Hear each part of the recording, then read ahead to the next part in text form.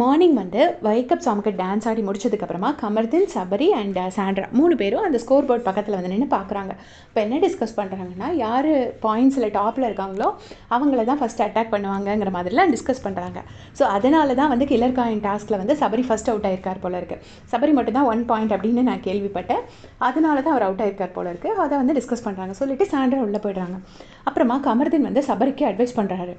உன் அவருக்கு வந்து கை வந்து இடது கையில் ஒரு ஆக்சிடென்ட் ஆகி ஒரு சர்ஜரி பண்ணியிருக்காரு ஜஸ்ட் 4 months பேக். அதனால் அதை வச்சுட்டு அவருக்கு நிற்க முடியல. அப்போ அதை சொல்லியிருப்பாங்க, இவ்வளோ தூரம் இருக்குன்னா இனிமேல் நீ எங்கேயுமே பைக்கில் போகாத, காரில் மட்டுமே போ. நம்ம முக்கியம்.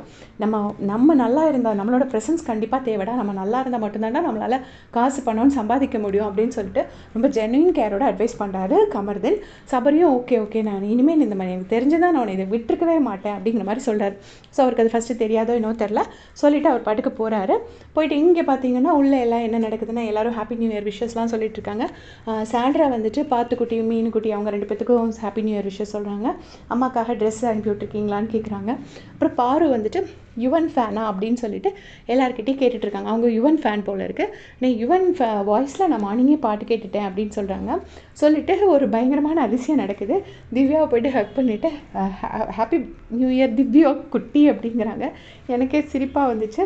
அதுக்கப்புறம் ஏதோ ஒன்று திவ்யா சொல்கிறாங்க. சொன்னதுக்கு தலைப்பாவை மட்டும் கட்டிட்டா போதும்டா, தலை போகிற மாதிரி பேசுவாடா அப்படின்னு சொல்லிட்டு பார்வதி வந்து டீஸ் பண்ணிவிட்டு அங்கேயும் ஓடிட்டுருக்காங்க. அவங்க ஏதோ இன்றைக்கி யுவன் வாய்ஸில் உள்ள சாங் போட்டதுனால பயங்கர ஹாப்பியாக இருக்காங்க. இதை பற்றி உங்களுடைய கமெண்ட் சொல்லுங்கள். தேங்க்ஸ் ஃபார் வாட்சிங்.